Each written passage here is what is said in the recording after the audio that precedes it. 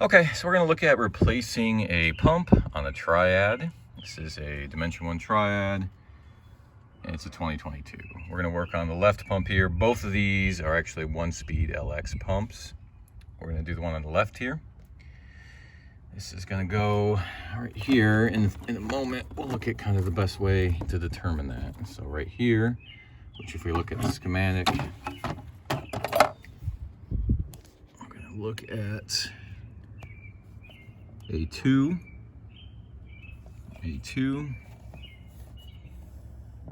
pump 2.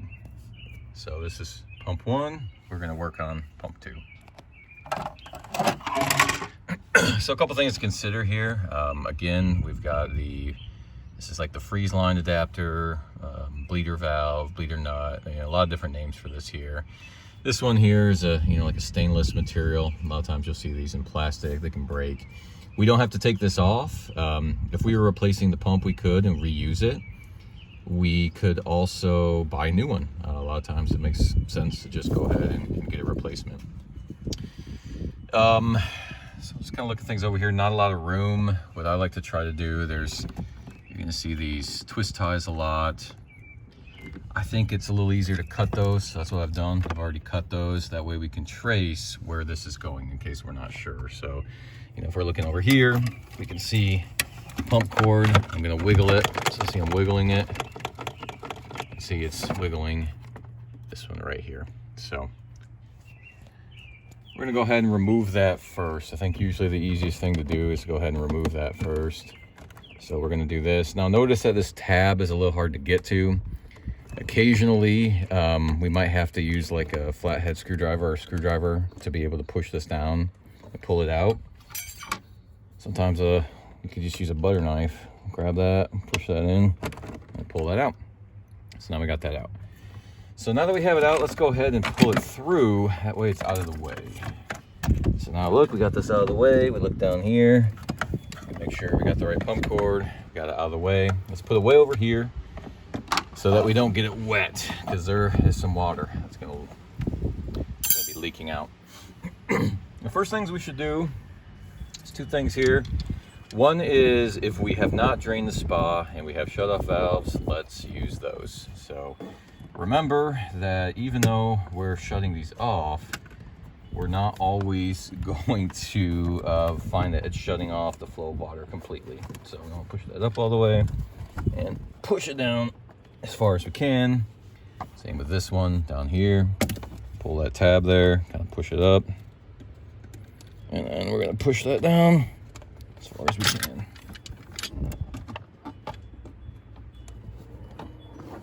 So again, we want to get as far as we can there, but remember, sometimes they're not going to go all the way down, and there's a little bit of water that's going to leave here. So next thing I like to do is, obviously we're going to remove this clamp here.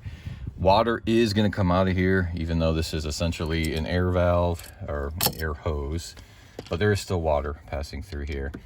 This is something we can just get at Harbor Freight. We can get it at any kind of hardware store. It looks like it's going to cut, but it's not. So essentially what we're going to do is we're going to clamp. We're going to clamp down that hose. That way it doesn't leak out too bad. And then we can tighten it with this. So let's go ahead and do that. We'll just pick a spot here. Maybe I'll go at a good spot I can get to. I'm going to squeeze, but not too hard, because I don't want to, especially if it's like an older hose, I don't want to break it. And then pull that clamp down. So see, now there shouldn't be too much water flowing out of there. So let's go ahead and remove that and see. So we'll go ahead and pull that out. And just kind of rock it back and forth. See, it's pretty long here. So you can kind of see what I'm doing here. I see a little bit of water, not a lot, but because we clamped it, we're not gonna have quite as much water leaking out. And I just kind of try to get that out of the way. Okay. Next thing is this base right here. So these LX pumps are baseless. They have no foot essentially. So they have the strap that wraps around them. It's kind of nice actually. It's just a bolt, and then it has, on the strap itself, this fitting, this nut essentially. So I already loosened it. That way we don't have to watch it in the video, and then we can pull that out. When we do that, the straps are just going to kind of come off like this. Now on Dimension 1 especially, we're going to have these flow switches in the way a lot. Carefully, when you're moving this, be very careful. We don't want to pull too hard, especially in an older tub, break a hose, something like that. So let's set this aside so we don't lose it. Let's go ahead and put this back through there, keep it there. Okay. Now we got to remove the pumps, so we need to loosen both of these fittings here. So a couple of ways that we can do that. These are kind of cool tools. You know, you've probably seen these. They just can wrap around it.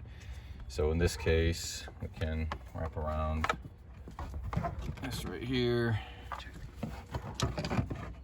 And we want to be careful not to you know, mess with that too much. Get that into a position where we can't use it, or it's broken or something. And then this is already a little loose, but you know, we would use this like you see here to loosen this. You kind of back off it and then you loosen it, and get it to a point where you can just get it with your hands, essentially. In this case, you know, when we tighten it, we're going to get it pretty tight with our hands, so we might not even have to utilize a wrench too much. In some cases, we're going to have to use something like this wrench, or what works better, this one is not great.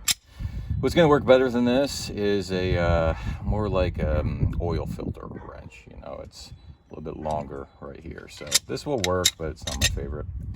So we got this one loose. Now let's go ahead and loosen this one. I think I already got that somewhat loose. We'll finish it out by hand.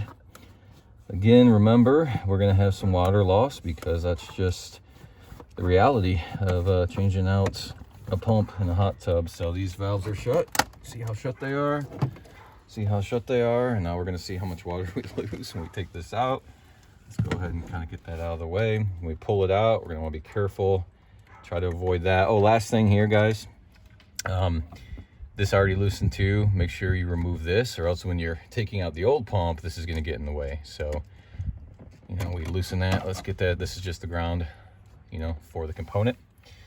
This too, you know, you're either going to have this above it or under it. Now, if I have it above it and I pull it out, it might get caught. So I think in this case, I want to have it under it. And you know what? I would do this too. Oops, using my nice pink scissors. I'm glad we got nice pink scissors for this. It worked good too. Yeah, some cutters would have been better, but that's okay. I should grab some. And then we'll go ahead and have it be nice and long here. That way we get it out of the way. Make sure we don't do anything. See all this water we're losing here? Again, remember the valves are shut, but there's still water inside the pump. These valves don't always work perfectly. So let's back up, see how much water is going to be lost, and we pull this out. We're going to kind of go this way first to back it out and to pull up toward us. So we got to kind of shake it a little bit here, loosen it up, make sure this is fully loose, which it's not. I didn't do that. So fully unthreaded here. Same with this one, fully unthreaded. That one is fully unthreaded. And then we go ahead and lift it out. There we go. And then see, the shut-off valves are working pretty well. See the water stopped. So we got the pump out now. We can look now at the O-rings here, see what kind of condition they're in. These look pretty good. So, you know, you could do just a standard O-ring like this. You could do more like a heater O-ring that is going to have the O-ring on the inside, you know, and then the heater gasket on the outside. We can see how these are shut here. It's kind of interesting to see that. So you can see where those valves are shut. See the black in there. So that's how those work. That's shutting off the flow of water. We see a dog coming in to help. Turtle. Yep, he's coming in to help. Let's take a look at the base here, which the dog wants to see the base, but that's where the pump's gonna sit. I know it. I know, you're a good helper. Yep, so you always have to have a good helper too. So this is a good helper. He's showing us how to do it. Maybe you could go somewhere else. Thank you. Okay. So anyway, so now we have the base. Now, a couple things here. If we bought a new pump, we would have to wire it, right? So to get to the pump wiring, we're just accessing these two back here. I don't have a good thing for that, but let's see if I can. We might have one. Yeah, I can get this here. Butter knife works in a pinch when you don't have a flathead screwdriver. Let's take that off. This one you don't have to take off all the way. That's what we do. Again, let's make sure we don't get this wet. And then we can look at the pump wiring. So go ahead and zoom in on that. So when buying a new pump, make sure you look at the pump wiring. White right here, C for common, black is going to be low. Now in this case, you see a red in there, but it's not coming from this pump wire. So look at this pump wire. We know this is a 1-speed pump because it's black, white, and green. We don't have a red. So we only have essentially a high speed. If it was a 2-speed, we'd have a red for high speed and a black for low speed. In this case, we only have a high speed, okay? So go ahead and tuck that back in there. Put the cover back on. Kind of put it all the way back in there so that it's not exposed. There we go. Do you want me to hold it? No. Okay. There you go. Here's your butter knife. Cute butter knife. Yeah, nice butter knife there. Didn't have a flathead screwdriver for some reason. I'm not a good tech anymore. Okay, there we go. Keeping this out of the way, we don't want it to get wet. We've just rewired our pump. I got this here. If I took this off, again, there'd be some water loss. It wouldn't be substantial, but we just don't really want to mess with that right now. So we'll kind of keep that out of the way. And then we're going to put it in. Again, when we put it in, we're going to go this way first and then back it up. Because remember, we're working around this. We're trying not to hit any hoses or anything like that. So I'm going to go ahead and have this back. We're going to slide it in. There we go, just like that. Perfect. Okay. Let's go ahead and get this out of the way. All right. And then we're just going to work it back into place. Remember, we looked at the O-rings. We made sure those were in place. So we're going to tilt it this way first, right? Because we're already going to be able to line up with this here. So we want to make sure that we tilt it here. We're more worried about getting this than this because this is going to line up regardless. So let's go ahead and move that. Let's get this lined up. Push back on it a little bit.